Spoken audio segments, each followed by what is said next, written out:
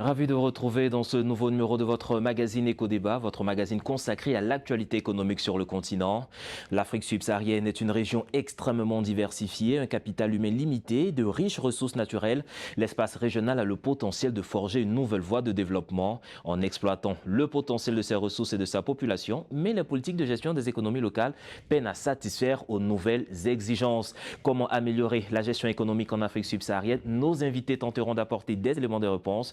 Et avec nous ici en studio, justement, Dr Iboum Taïmiasila. Vous êtes conseiller spécial chargé de l'économie numérique au Sénégal, du président du Sénégal. Merci d'être avec nous. Merci pour l'invitation. Et avec nous sur le plateau, Maître Abdoulaye Ben Meïté. Vous êtes député à l'Assemblée nationale ivoirienne. Merci d'être avec nous. C'est moi. Alors, messieurs, le Sénégal, la Côte d'Ivoire, depuis près d'une dizaine d'années, il y a un concept phare qui a en tout cas émerveillé les populations et conduit cette politique. Il s'agit de l'émergence. L'émergence prônée à Dakar, l'émergence prônée à Abidjan. Aujourd'hui, quel bilan on peut faire de cette émergence, Maître? Vous savez que le bilan en Côte d'Ivoire, plus particulièrement, est un bilan qui est visible. Et depuis donc l'avènement du président Alassane Ouattara au pouvoir d'État, c'était en 2011, vous savez dans quelles conditions, avec l'environnement d'alors et les prouesses réalisées, pratiquement 10 ans, une décennie durant, on peut risquer de dire, même sans se tromper, que l'émergence est une réalité en Côte d'Ivoire. Et avec les infrastructures que nous voyons pousser au quotidien, et avec l'embellie économique traduite par tout ce qui a été fait en matière sociale, en matière organisationnelle, en matière institutionnelle, on peut dire que cette émergence-là n'est pas une vue de l'esprit. N'est pas une vue de l'esprit, c'est quelque chose de concret. À Dakar, l'émergence. Oui, vous savez, Stéphane, moi, l'émergence en général, pour moi, c'est un concept qui est asymptomatique. C'est-à-dire, on tend vers l'émergence, mais on ne l'atteint jamais. Mais je peux dire que, moi, à la place, je dirais l'amélioration de la qualité de vie de nos populations. Je vois qu'aujourd'hui, si vous regardez, par exemple, les deux mandats du président Macky Sall, vous voyez que quand même, il y a eu une amélioration nette des conditions de vie de nos populations, dans certaines mesures. Mais c'est vrai que quand même, nous avons encore beaucoup à faire.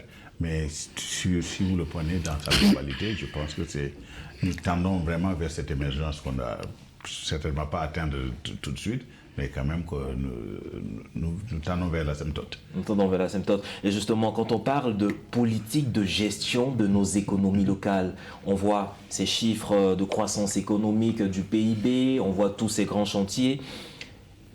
Quels sont les fondements de ces économies? En Côte d'Ivoire, par exemple, sur quoi est-ce que le pays se base pour impulser toutes ces dynamiques? Des ressources propres, des partenaires internationaux? Alors, vous savez, le premier capital, c'est ma lecture, hein, le premier capital d'un État, sinon, c'est deux choses. Premièrement, la confiance. Et je pense que la Côte d'Ivoire, à travers la confiance dont elle est créditée auprès des partenaires internationaux et bilatéraux. Secondo, c'est le sérieux, la rigueur dans la gestion. Maintenant, au-delà donc de ces considérations, pour être plus réaliste, il faut savoir que l'économie de nos pays africains en général et celle de la Côte d'Ivoire repose essentiellement sur les matières premières. Vous savez que le binôme café-cacao est très important dans la perception de l'économie globale de la Côte d'Ivoire. Mais aujourd'hui, la Côte d'Ivoire est au stade d'avoir une autre vision, une autre perception, une autre approche de l'exportation donc de ces produits-là. Donc ça dépend essentiellement de l'exportation de ces produits. Aujourd'hui, nous avons aussi l'avènement des ressources naturelles qui comptent aussi pour beaucoup dans notre économie de façon globale. Mais vous savez que tous les pays qui dépendent essentiellement des ressources naturelles, plus précisément des ressources minières et autres, sont des pays qui courent beaucoup de risques. La Côte d'Ivoire a ceci de particulier qu'elle a décidé désormais de ne pas s'abouter sur l'exportation de produits bruts, elle est en train d'œuvrer aujourd'hui dans l'exportation de produits semi-finis. Ce qui ne fait que agrandir son champ économique en termes de rentabilité. Donc, grosso modo, c'est vrai, les pays africains sont dans une démarche désormais. C'est une autre démarche, c'est une autre approche. Et je pense de plus en plus, ce qu'il faut pour consolider cette économie, c'est la stabilité. C'est pour cela que je voulais saluer, donc, je ne l'ai pas fait tantôt, saluer donc la présence de notre frère sénégalais, parce qu'il y a des rapports assez profonds entre la Côte d'Ivoire et le Sénégal, depuis l'avènement des Houphouët-Boigny et Léopold Sédar Senghor. Ensuite, aujourd'hui, Macky Sall, qui est pratiquement un jeune frère, mais admiré donc du président de la République, avec les efforts qui sont consentis au Sénégal. Je voudrais dire simplement que c'est des pays frères qui ont à cœur de faire progresser leur pays, mais au-delà, le bien-être de leur population est une préoccupation. Et je pense que ça ne m'étonne pas, donc, la confiance mutuelle entre les deux chefs d'État et la considération mutuelle qui existe entre eux. Et là, simplement de me tourner vers vous, docteur Ibn Taymiyya. On a vu aussi tous ces grands chantiers qui sont faits à Dakar, au Sénégal. Mais quand on regarde un peu, le député ivoirien l'a dit tout à l'heure, la Côte d'Ivoire, le Sénégal, les pays africains sont beaucoup plus basés sur des matières d'exportation. Est-ce qu'aujourd'hui, ce n'est pas un frein, un handicap au développement de ces États-là, vu qu'ils n'ont pas la pleine décision sur les spéculations? Ouais, absolument, je pense que je rejoins le frère Abdoulaye sur ça. C'est que aujourd'hui, notre croissance que nous avons dans nos pays, ce sont des croissances quand même qui ne sont pas vraiment organiques, purement, parce que ce sont des croissances qui sont basées sur des choses qui peuvent s'envoler du jour au lendemain. Et je pense qu'aujourd'hui, et si vous voyez d'ailleurs, nous accomplissons des taux de croissance assez élevés, mais quand vous partez au niveau de la base, au niveau des populations, vous voyez que quand même jusqu'à présent, ça subsiste ces difficultés à joindre les deux bouts. Ça veut dire que cette croissance n'est pas vraiment réelle. Bon, et je pense que, parce que dans le cas du Sénégal, par exemple, quand vous regardez, toute notre économie est basée sur l'agriculture, la pêche, le tourisme, et puis les mines. Et je pense qu'aujourd'hui, comme l'a dit Maître, je pense qu'il faut aller au-delà de ça. Parce que c'est ça qui va faire vraiment donner à nos populations une qualité de vie meilleure. Bon, maintenant, il faut maintenant être beaucoup plus visionnaire dans la manière dont nous allons évaluer, mettre sur place des visions qui vont aller vraiment dans ce sens-là.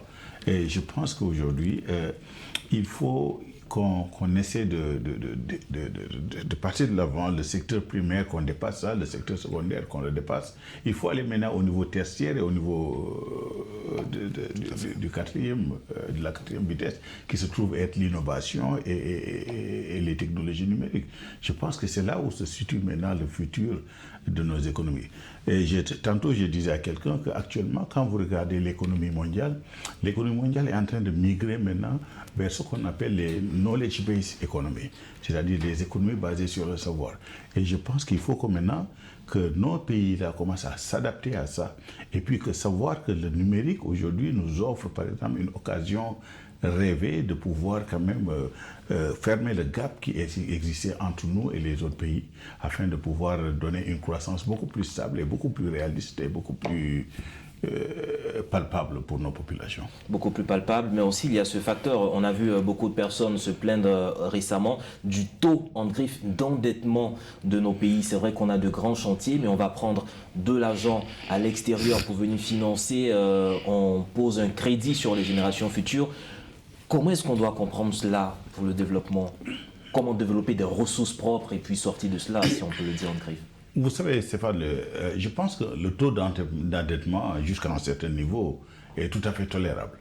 Mais seulement, il faut que l'argent que nous avons emprunté puisse servir à financer des projets structurants qui vont participer à la création de richesses. Ce qui est dommage, c'est que si l'argent emprunté ne sert pas à créer de la richesse, là, ça devient un problème quand même pour les futures générations. Mais moi, je pense que le taux d'endettement, tant que ça arrive à un certain niveau, je pense que ça va, on peut tolérer ça. À moins que ça participe à la création de richesse, c'est-à-dire via des projets structurants.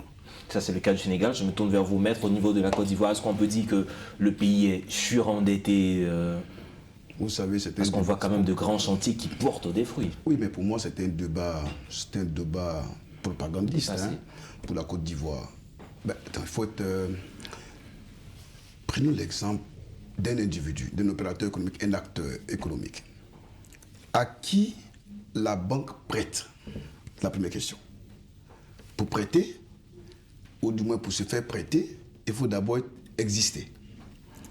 Il faut être sérieux. Il faut offrir des garanties de remboursement. Donc, il faut être crédité de confiance. Première des choses. La deuxième des choses, l'argent est prêté pour faire quoi? Il faut avoir des projets structurants, comme il a dit, docteur. Troisième des choses, il faut que les fonds qui sont prêtés puissent servir efficacement à l'amélioration des conditions de vie de nos populations. Pour revenir à la Côte d'Ivoire, vous avez dû noter que la Côte d'Ivoire a changé d'aspect complètement. Pour ceux qui sont venus en Côte d'Ivoire il y a 5 ans, il y en a même qui ne se retrouvent pas. Pour digresser, je pense que quand l'ex-président de la République ivoirienne est venu du mois de La Haye, je ne crois pas qu'il se soit retrouvé. Encore moins son co-détenu Charles Blé Goudé.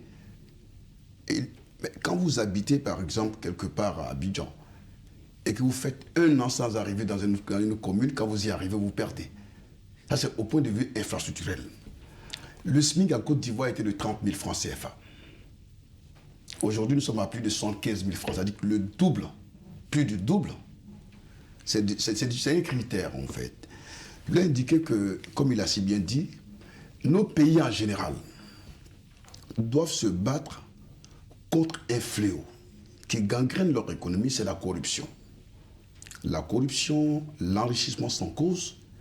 Et je voudrais aussi inviter nos pays, nos États, et la Côte d'Ivoire est sur le bon chemin, à formaliser davantage notre économie.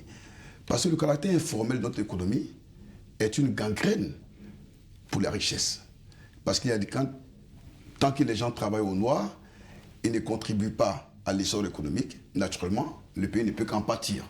Donc, de façon ramassée, l'endettement, pour moi, et je pense que les États-Unis, les États-Unis, effectivement, constituent le pays le plus endetté. La France a un taux d'endettement qui n'est pas aussi négligeable.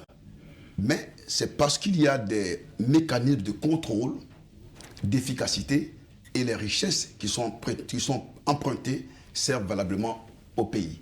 C'est ce qu'il faut de plus en plus encourager. Je voudrais même saluer le Sénégal, parce que j'ai été récemment à Dakar, dans le cadre effectivement de mes activités professionnelles d'avocat. J'ai été émerveillé, parce que ça fait un moment que je n'avais pas été. J'ai vu l'aéroport de Diamniadio que j'ai eu l'occasion de voir. J'ai vu la nouvelle ville. Voilà, ça fait que le Sénégal qui était désormais cloisonné en train de s'ouvrir, parce que c'est une presqu'île. Mais si les gens, on n'assure pas aux acteurs économiques de la fluidité dans le déplacement. Pour faire une activité, tu perds 5 heures de temps pour une activité pour laquelle effectivement il te faut juste 1 heure de temps. Mais ça ne peut que gangréner l'économie. Ah, absolument. Et donc justement, comment rendre cette économie plus inclusive pour nos pays, pour nos populations? Comment les rendre beaucoup plus inclusives, pour rendre des économies beaucoup plus inclusives? Je pense que, moi, à mon avis, je fais partie de ceux qui croient à la théorie du bottom-up, c'est-à-dire aller de la base et puis monter. Parce que ce qui arrive, c'est que vous pouvez avoir un taux de croissance extraordinaire. Mais si vous avez à la base une population qui n'a pas un pouvoir d'achat, Donc, vous pouvez avoir tous les produits possibles, vous pouvez avoir toutes les industries possibles, mais il n'y aura personne pour créer, pour consommer ça. Mais moi, ce que je pense réellement, ce qu'il faut faire, c'est d'abord, il faut aller dans nos zones rurales, périurbaines et urbaines, et créer quand même un dynamisme économique qui va être de telle sorte que maintenant, tout ce que ça va être le soubassement de la croissance qui va se refléter au sommet. Je pense même aux États-Unis, on a vu que maintenant, même les Américains disent qu'ils ne croient plus au trickle-down economy, c'est-à-dire où la croissance est générée d'en haut, et puis bon, on espère qu'avec cette croissance, que les couches les plus défavorisées puissent en bénéficier. Non, je pense qu'il faut créer du dynamisme économique. Quand vous regardez par exemple aux États-Unis, quand ils veulent faire un stimulus économique, quand l'économie ne va pas, qu'est-ce qu'ils font? Ils injectent de l'argent à la base. Ils donnent des stimulus, des chèques de $1000 ou $600. C'est pour tout juste se créer, parce que si vous donnez par exemple aux couches défavorisées, par exemple, $1000 aujourd'hui, ou bien 100 000 ou 200 000, ils vont utiliser ça en 1 heure de temps ou 2 heures.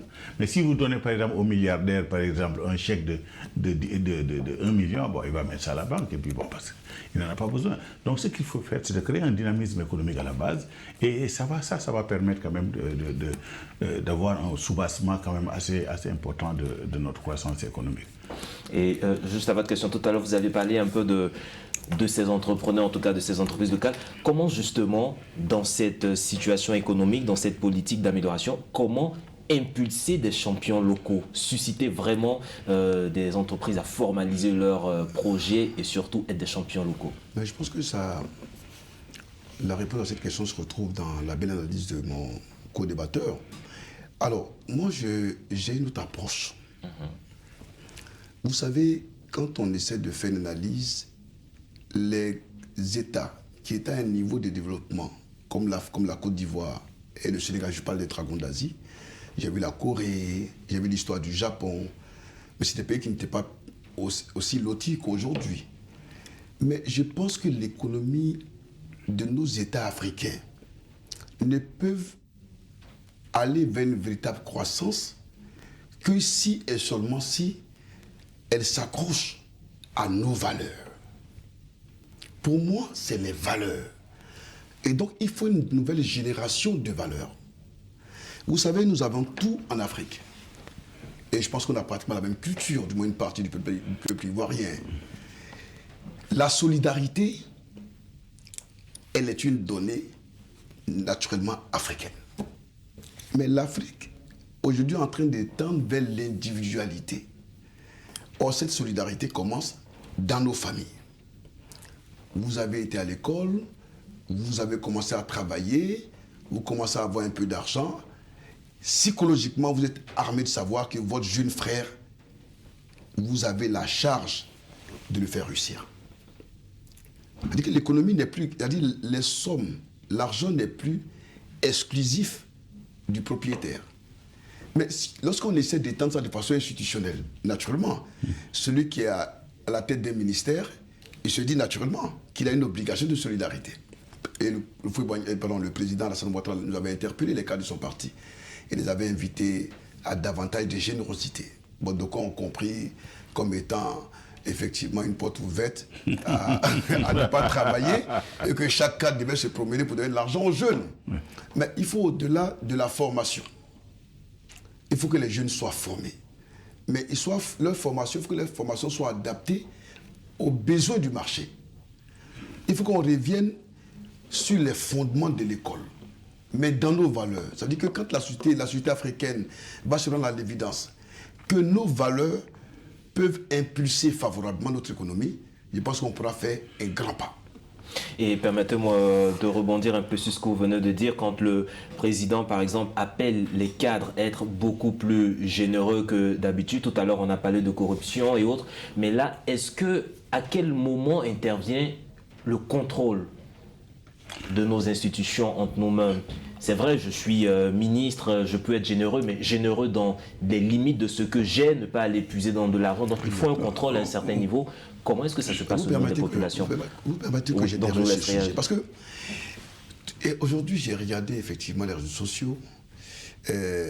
J'avais posté, donc, comme chaque vendredi, souhaiter Juma Moubarak à tout le monde.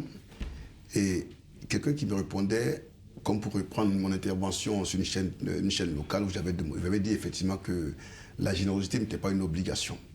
Mais il n'avait pas compris. Il avait dit que c'était un choix. Mais tout dépend de ce qu'on met dans la générosité. Parce que la générosité, justement, c'est la volonté pour moi. C'est la volonté de voir l'autre aller de l'avant. Offrir à l'autre l'opportunité de s'auto-déterminer. Quant à l'action du contrôle, et je vous ai dit, l'Afrique ne peut jamais avancer si les institutions ne jouent pas leur rôle. Que l'obligation de contrôle qui pèse sur les institutions qui sont constituées à cette fin ne joue pas leur rôle. Et il faut bien que ceux qui ont un pouvoir d'exécution acceptent de se faire contrôler et interviennent dans les limites de leurs attributions légales.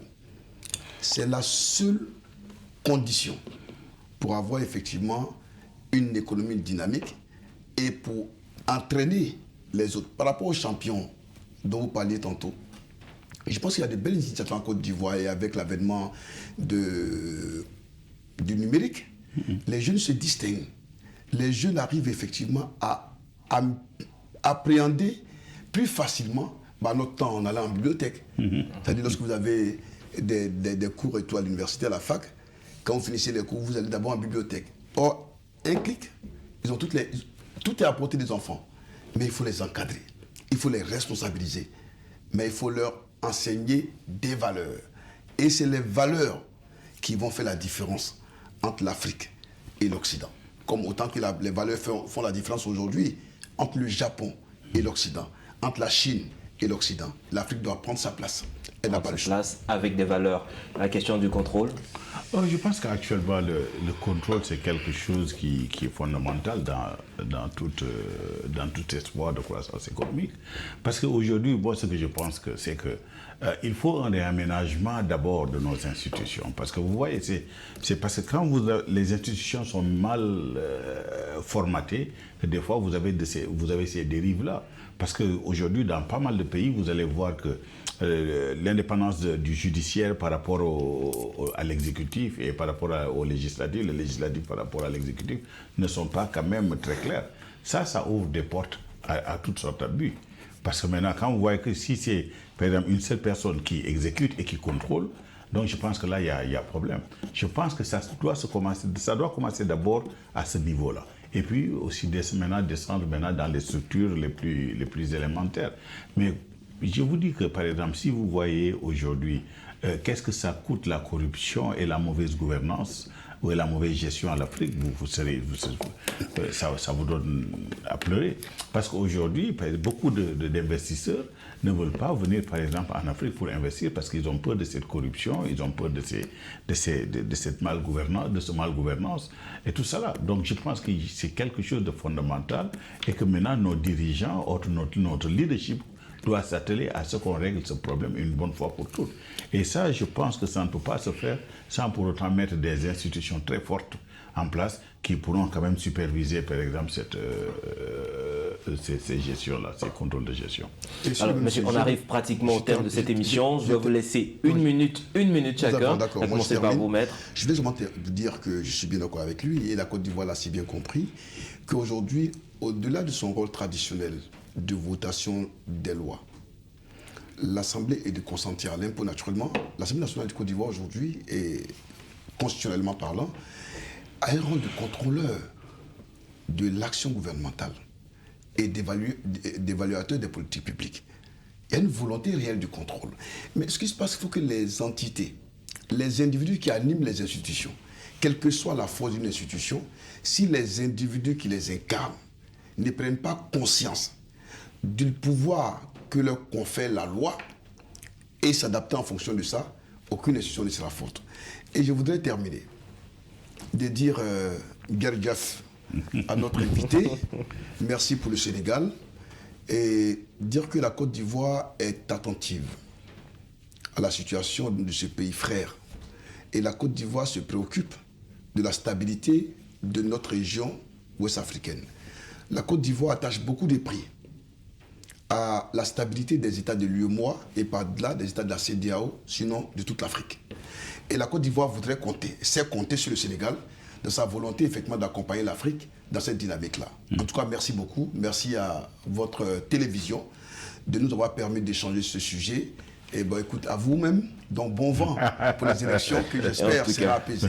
C'est nous qui vous remercions. Justement, vous parlez d'élections. Docteur Ibn Taïmia Silla, je rappelle que vous êtes aussi candidat à l'élection présidentielle au Sénégal de février 2024. Absolument. Quel est votre mot de fin? Comment vous voyez l'amélioration des politiques économiques? Et ce que moi je dirais, c'est que j'invite le leadership africain en général à vraiment se focaliser sur l'innovation et le numérique. Parce que comme je l'ai dit tantôt, nous avons une migration vers les économies basées sur le savoir. Et les outils numériques sont des piliers fondamentaux pour ce genre d'économie qui sera vraiment l'économie du futur. Et je pense que c'est une belle occasion pour générer des emplois, des milliers, des centaines de milliers d'emplois pour notre jeunesse. Et parce que nous, aujourd'hui, c'est vraiment, ça fait mal au cœur de voir notre jeunesse défier les océans pour un avenir meilleur. Et je pense que là, nous tenons maintenant à notre portée une occasion rêvée pour offrir à notre jeunesse vraiment un avenir radieux sans qu'il n'ait à braver les océans. Ne plus braver les océans, travailler à améliorer tout ce qui est concept pour lutter contre la corruption et favoriser un meilleur contrôle de nos politiques publiques. Mesdames et messieurs, vous l'avez compris, le thème d'aujourd'hui, c'était améliorer la gestion économique de nos États en Afrique subsaharienne. Vous pourrez retrouver cette émission sur notre site internet www.mediantv.com. Agréable suite de programme sur nos antennes.